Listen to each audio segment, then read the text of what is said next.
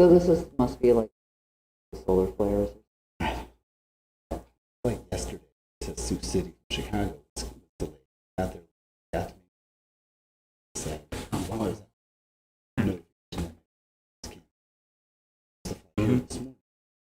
Yes. Yeah.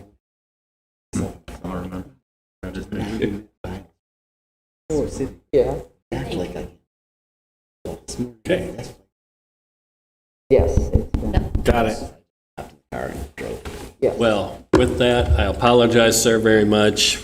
It appears we're working now. Okay. Thank you. So we are, what we really like to focus on is housing that is something that is sophisticated, something that is modern, something that is safe for seniors, and we want to couple that with as many amenities as we can possibly provide. We have developments right now, projects that we've been successful in developing in Illinois, in Iowa, in Kansas, and here in Missouri, and in Oklahoma also, which we're hopefully going to start construction shortly. Three Diamond Development has been around since about 2008. Like I said, our primary focus is affordable housing, and with that focus on seniors. Specific with this particular project, which is anytime that you can reuse an existing structure, and certainly something which is on the historic registry as well, and then couple that with a need like affordable housing, which is something that is an ever-growing need, and especially with senior housing, it becomes an even greater priority because there's land is always is a resource, but buildings such as the hospital is something which when you find those opportunities, it's really unique, and it's very exciting for us to be able to partner with the city and to partner with the community. Right now we're looking at a total of 54 units, 36 one-bedroom and 18 two-bedroom.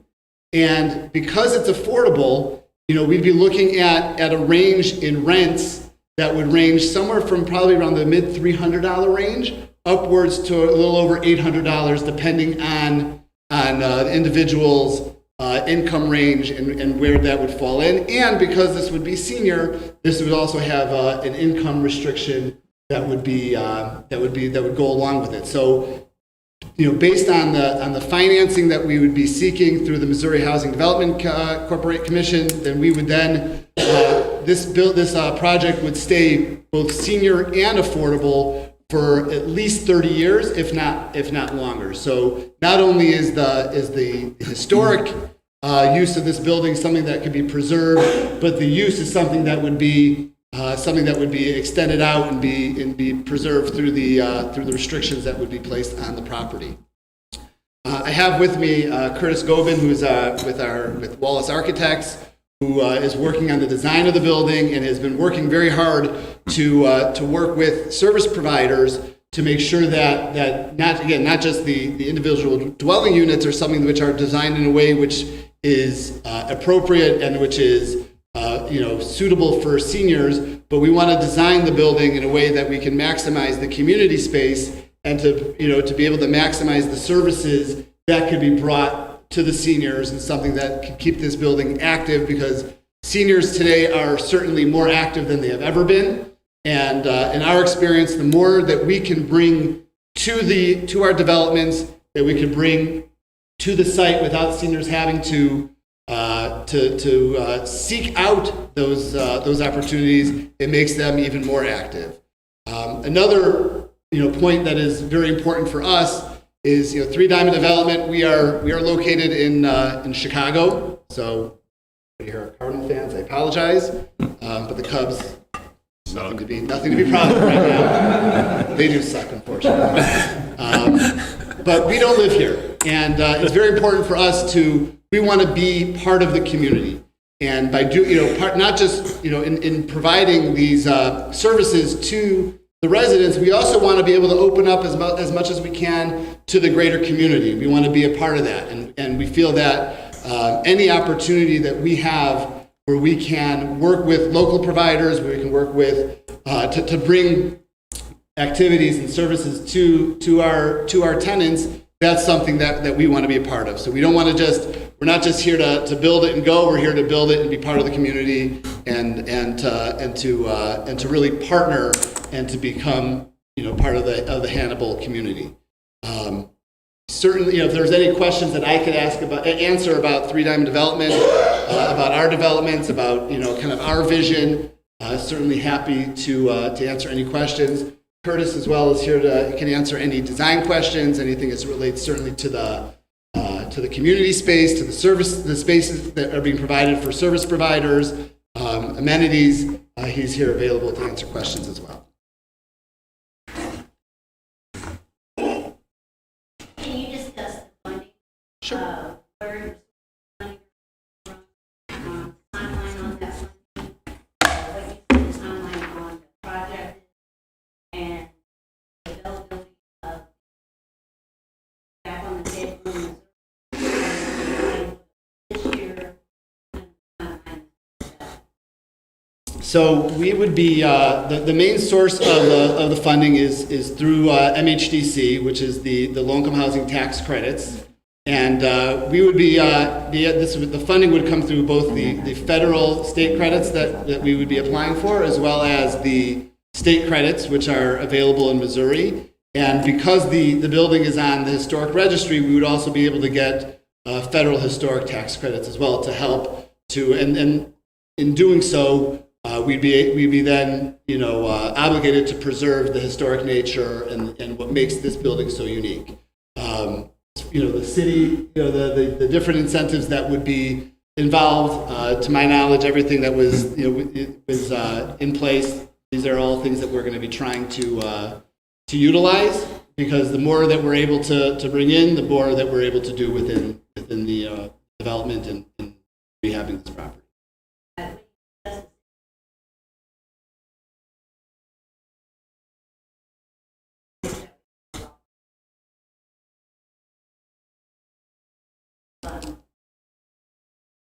So are you just the city?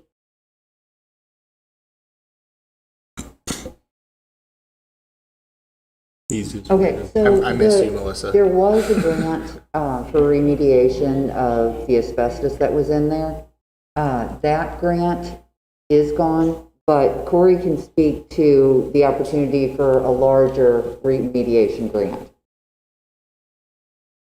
And that would not be the city either, that would be the state. So I believe you're referring to the EIERA grant, so that's what you're talking about. So so you're correct. At one point, we had that in place.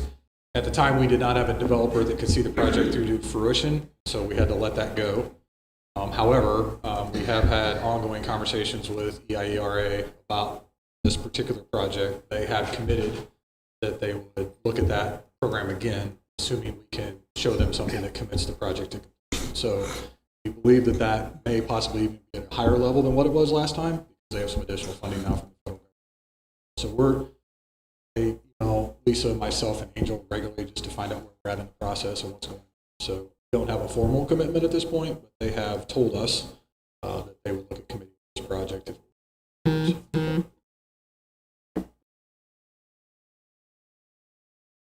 Did that answer your question, Melissa? Okay, great.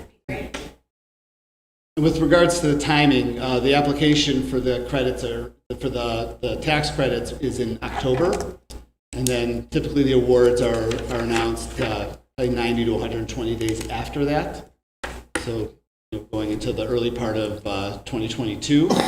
Hopefully we're successful in our award of the credits, and then it would take probably about another 9 to 12 months or so to close on the financing, and then we would start construction.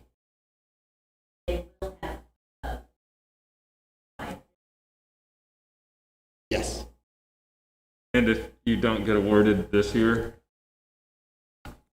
I mean, we're committed to the project, and it's our experience with anytime you apply for tax credits, it's obviously very, very competitive. I know this project has been through the process before. Our philosophy always is that if it's a good project today, it's a good project tomorrow. So certainly that Three Diamond would be committed to reapplying if we were not. if we were not fortunate enough to be successful this year, certainly we would hope that, that the city would support that as well. But we are, we're not just in it to apply once and then to move on if not successful. We learned that lesson very early on in our with our company that we've had projects that have had to be submitted 2, 3, even 4 times before being awarded credit. So it's very, very competitive. So just to be, I think anytime that the state sees a project, they know that there's a commitment behind it, and I definitely think that there's every time you resubmit, it increases your odds because we can reevaluate an application if we did not get funded, and we can say, okay, where did we maybe miss out? What could we do to strengthen our chances, and then resubmit.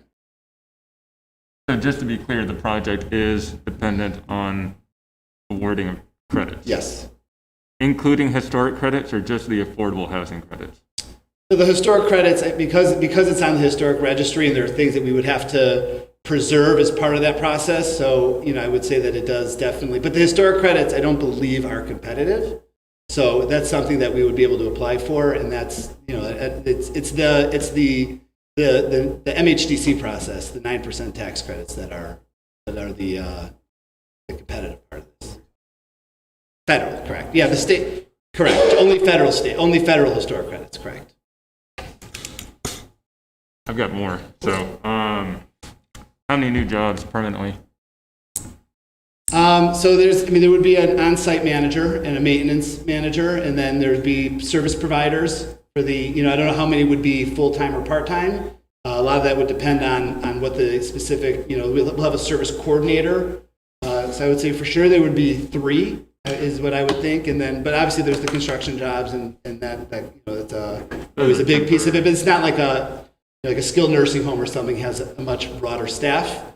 Usually it's just, an on-site manager or a maintenance manager, and then this would have a service coordinator. Can you talk about wages for those people?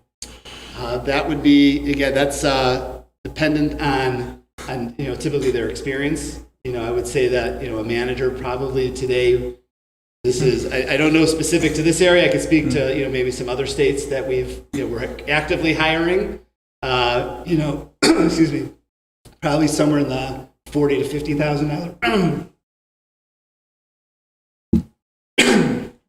Excuse me, probably the $40,000 to $50,000 range or so for a manager. In my refrigerator. We got water coming. Yeah. You've had a long day. It's been a long day. It's been a long 2 days.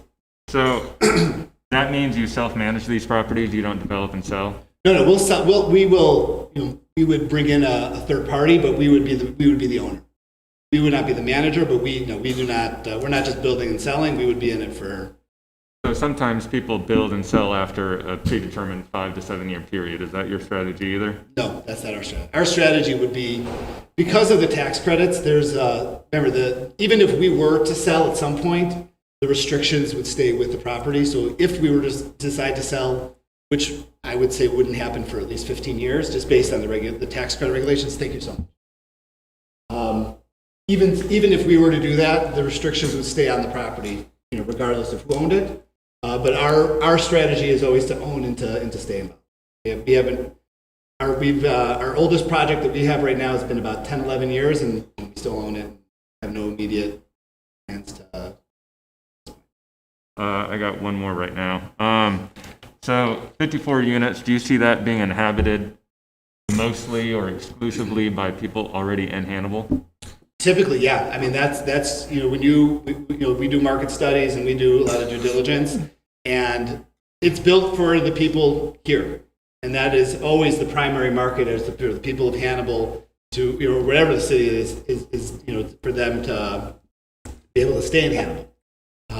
Typically, what we see is that the only people who come from outside are typically people who have family members that they want to move closer to. That's it. That's the and when we part of our application, we they want to be able to, we need to be able to demonstrate that we can fill it with people from the primary market area, which would be. Yes, thank you.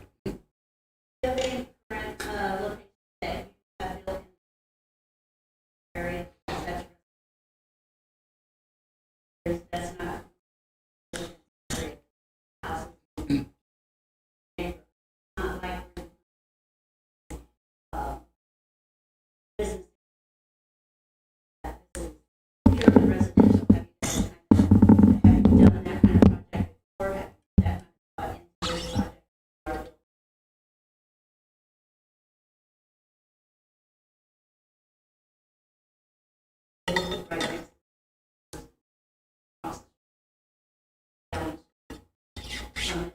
Right. So, usually, well, almost all of our developments are, if not in residential neighborhoods, literally abutted to them. And, typically what we see with seniors is while they like to have a senior focused development, that is something that they do enjoy and that's why they would seek this out. They don't want to be isolated either. So to be, kind of have like a community within the community is something that we've seen as very beneficial. Please. Nope.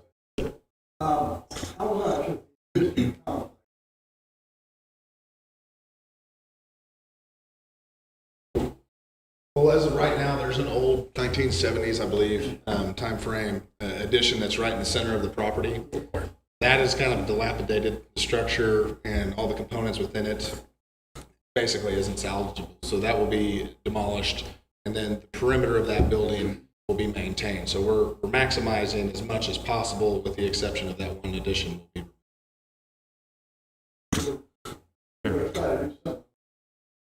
Absolutely. Yes, absolutely. What's funding and house?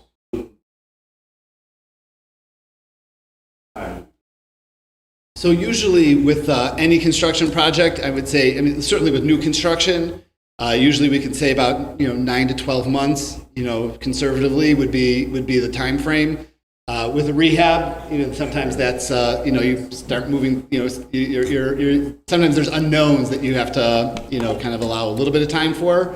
But I would think 12 months would probably be a pretty realistic time frame.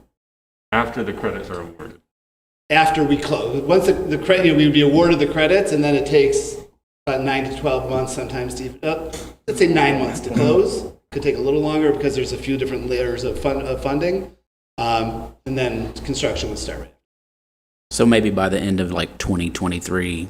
For people to move in, yeah. Absolutely best case scenario. Yes, I would say that's pretty realistic. I think that's what's kind of some of the questions.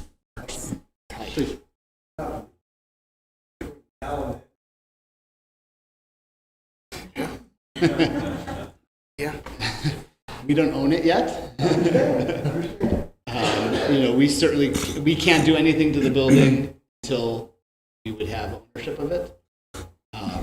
That's why, and that's really why, to go through this process and to get that funding, because to be able to do it justice and be able to do it right, you need to be able to, this is the way to be able to ensure that.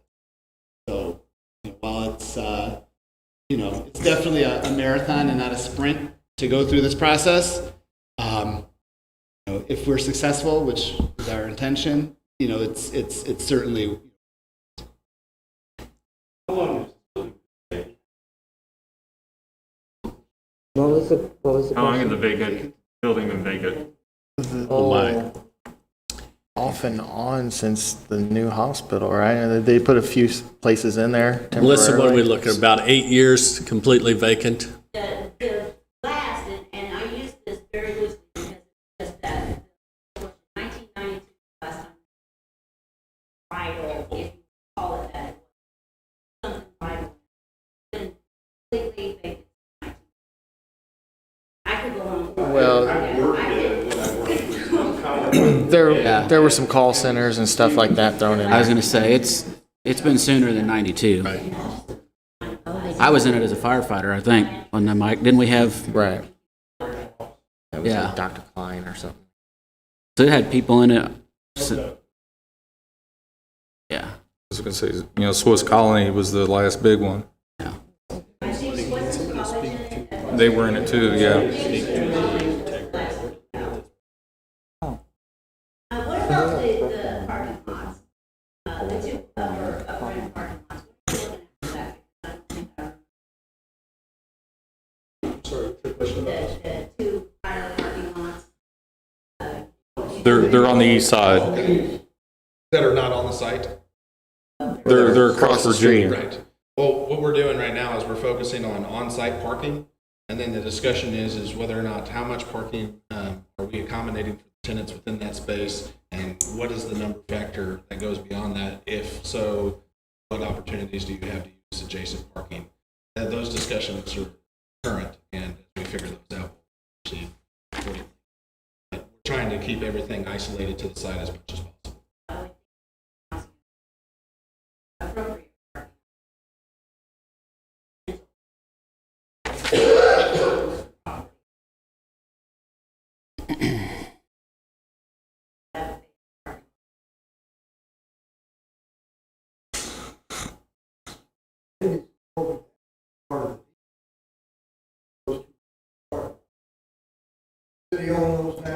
The city owns those now, and they are part of the deal. But yeah, so any type of additional staff parking or visitors, that's kind of the idea. All the senior parking is trying to maintain on site, so visitor parking. I'm going to ask a quick question. I'll have to rely on the city manager. There's been some questions in the public about the structural integrity of that building because there's been some, well, let's just face it, there's been some bricks fall off. There's been, different conditions the building has got in. Can you elaborate a little bit on what we have found out about the building? Yes, we did see some bricks that were starting stair-step cracking that I was a little bit concerned about because it was starting to move out. So we got an engineer to do a structural analysis, and the building itself is sound. The brick on the outside is a sheathing. It's got a concrete substructure that is, except for the 1970s part. The 1970s part it's gone. It needs to come down. But the original hospital and the additions, including the 50s addition, are still fine structurally. Yeah, the main structure of the building is concrete, so it bones the building. It's not going to fall down. I think it's coming off for water issues. So still falling outside of that. Issues. So with that, was kind of leading into this. With that doesn't scare Three Diamond at this point. Is that correct? Okay. There's always some questions out there, and I like to be as transparent as possible because the public has a right to know that there isn't anything that you're not aware of, or that there is an issue that all of a sudden, when last minute, oh my gosh, the facade's falling off of it. And we did make the structural report available to them, some drone footage, all the reports previous that we had, everything that we had, we made available to them. Right. So we're, certainly going into a project that is a historic building. There's the expectation that it's probably not in pristine condition at this point. There's, we'd probably be more surprised if there was, again, it's just an older building. It's going to be, sure. That doesn't scare us off. Okay.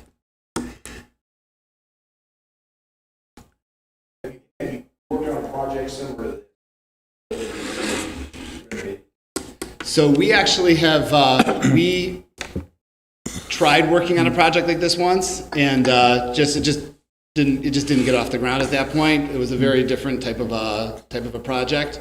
It involved historic credits and all that. It was an old hotel, actually not so far from here in Quincy. The deal just didn't come together.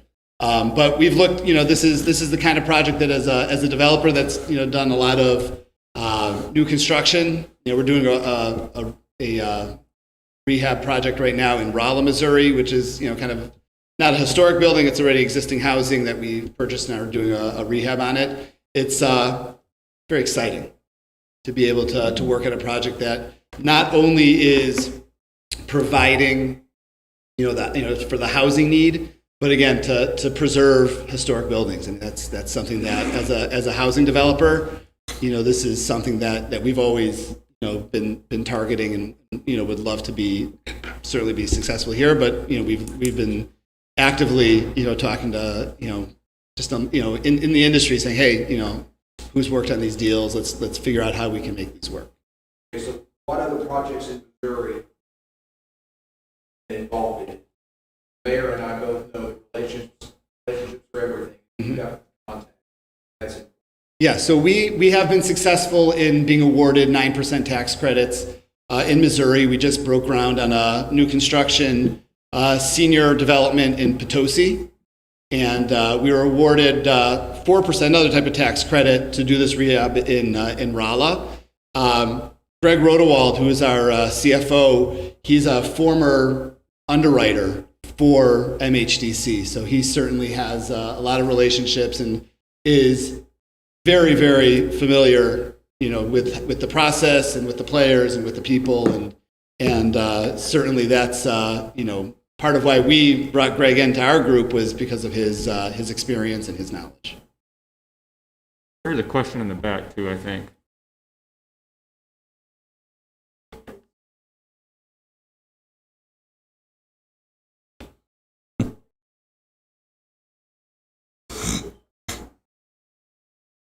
Right, so senior is either going to be defined as 55 and older or 62 and older, depending on, and that's something that's going to be determined as part of the application. There's different implications on that. But certainly it wouldn't be younger than 55. Probably, I think we're looking right now at 62. Absolutely. Provide. Yes.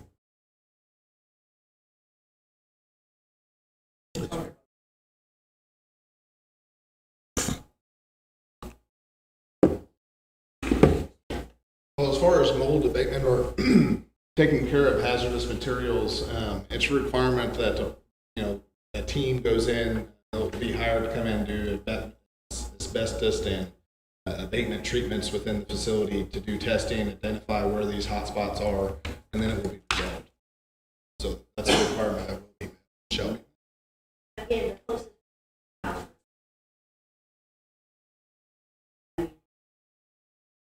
A lot of strategy.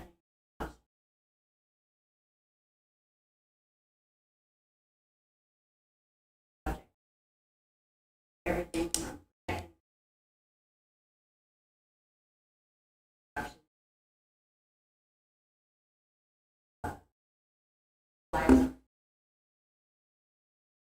all of overjoyed to see.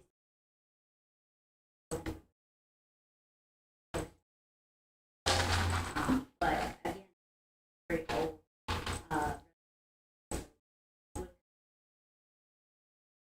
Every citizen is thought of.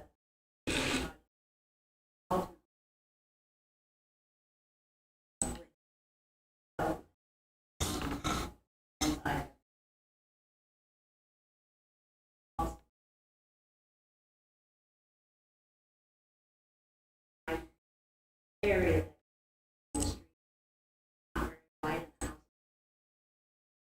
Absolutely.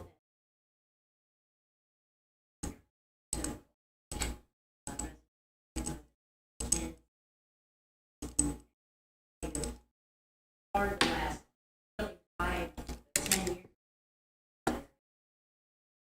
My house.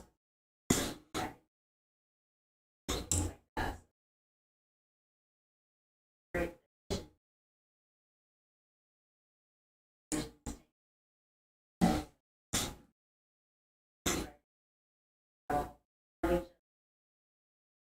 Not sure. Now, last time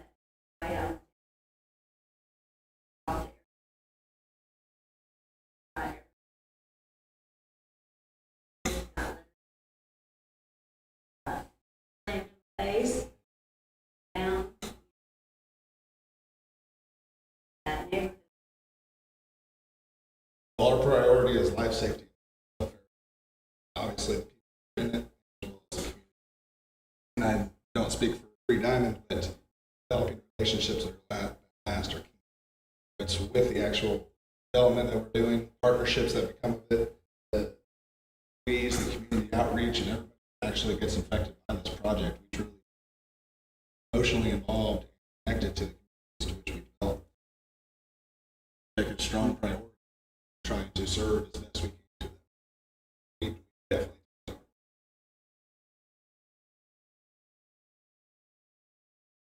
Just to add on that, anything that's going to be related to the construction, or if there's any type of abatement, anything that has to be done. Obviously, MHDC is going to be watching us. Our investors are going to be watching us. The city's going to be watching us. So, there is no ambiguity. Everything has to be done. Our feet are always.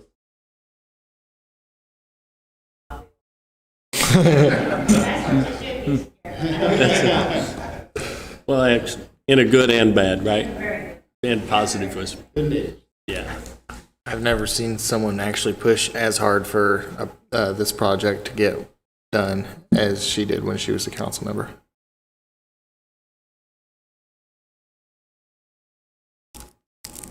My goodness, it's awful quiet.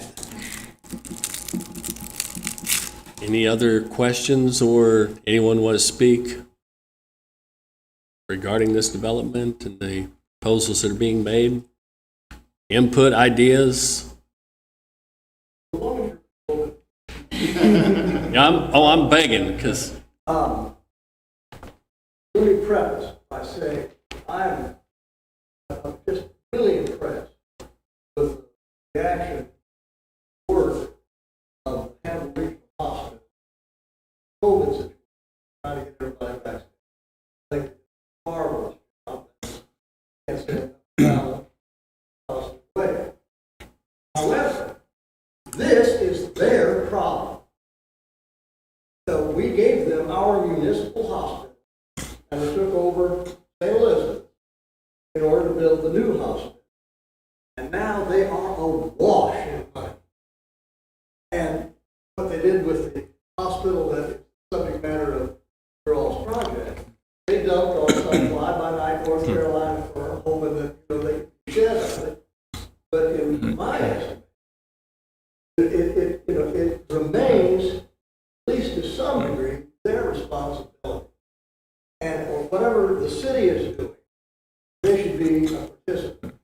It really bothers me that the hospital and the Board of Education have had a history of when they build something new, whatever they had before, they just don't, and it becomes eventually a problem to the council.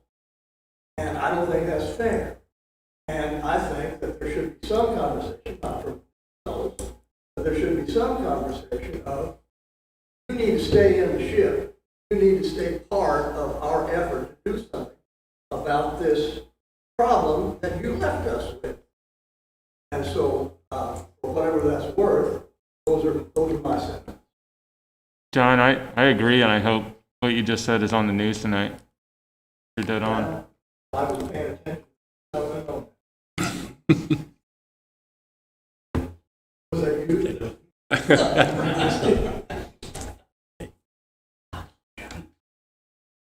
Anyone else? Mayor, I'd just say that I, traveled to Kirksville last time this project was, before the boards, looking for tax credits.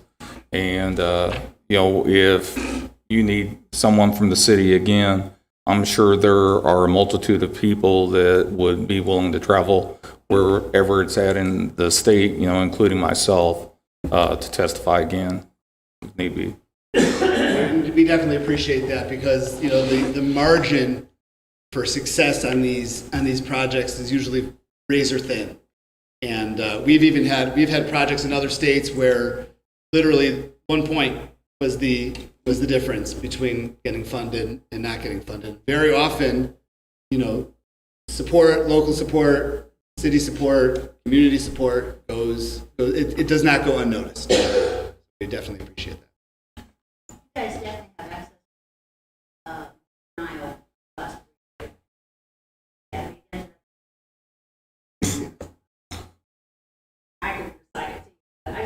sure you several of the pedigree. Make sure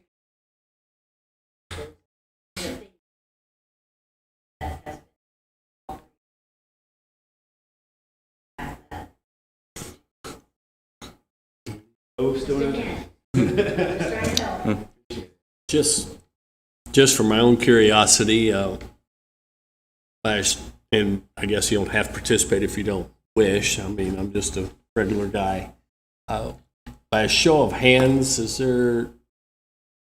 you let me know residents that are within 3 to 5 blocks of that location here tonight? Okay. Yes. All right. Would it be too much to ask that when this process starts, that we could call upon you to be participants in this process as far as if we have to go testify and show community support for this type of project? Because ultimately, this isn't the city's project. This isn't a project that's owned by anyone. It's actually the community's project. It's actually the neighborhood's project because I think it was said, once it's developed, once everybody's living there, it's the residents that'll be living with the project. So, we got to have buy-in by the residents there, by the neighbors, by everybody that's going to be affected by it. And I want to be sure that we're all on the same page and that we're pulling the wagon in the same direction.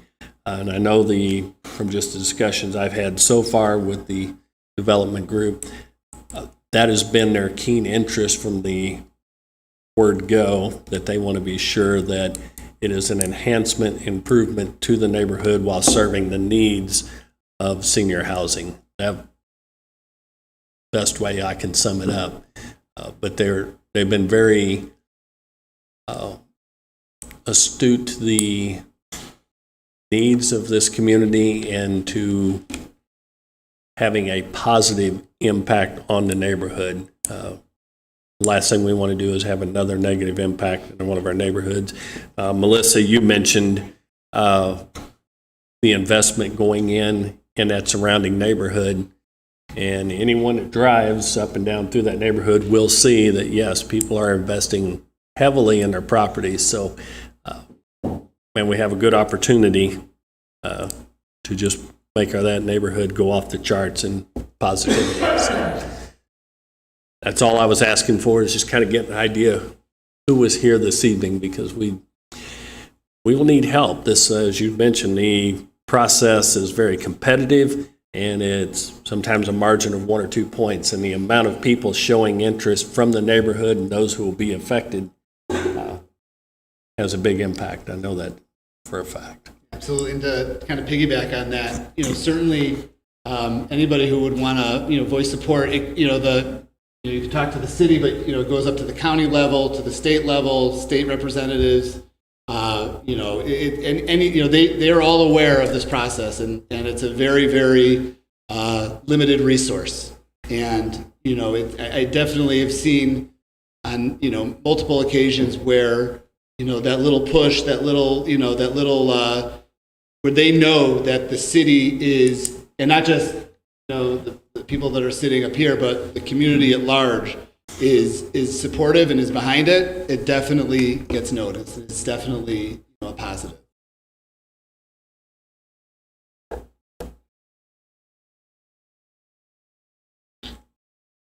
Might say our state representative lives here in Hannibal, and in fact, for a good part of his earlier life, lived just a few houses up the street. Yeah.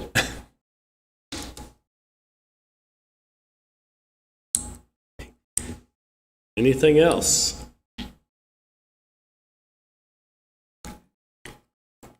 Well, if there's no one else wishing to speak, going once, going twice. One more thing. Oh, there we go. I just want to thank everybody for coming out, because really, I've attended community meetings, I've attended city council meetings where nobody comes. And, you know, to me, that is always like, you know, not a good sign. That's a little disconcerting, because for us to come into a community, it is far more, much easier. It's just much easier to know that the community is supportive. And we see that the community is involved and that it's a supportive community. And sometimes that involves tough questions. And that's part of the process, and that's what we're here for. But we would much rather be part of a community that cares about what's going into their community than a community that's, you know, maybe ambivalent towards it. So I appreciate everybody coming out, and certainly am available for any questions at any time. The city has my contact information, so certainly email is always the best way to reach me, and certainly feel free to reach out if there's any other questions. Actually, I do want to let everyone know that there will be a link later this week to the contact information for Greg. He had asked that everything go through him. So that'll be on the city's website.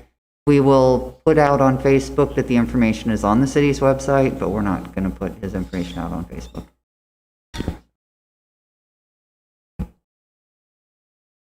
Okay. Thank you very much we appreciate all your information. Council, I just need him to get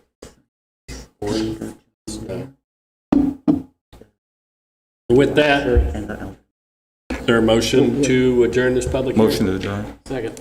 Motion and a second. Any discussion? Hearing none, all in favor say aye. Aye. Opposed? Motion's carried. This public hearing is now to a close. Thank you, everyone, for your interest and your questions.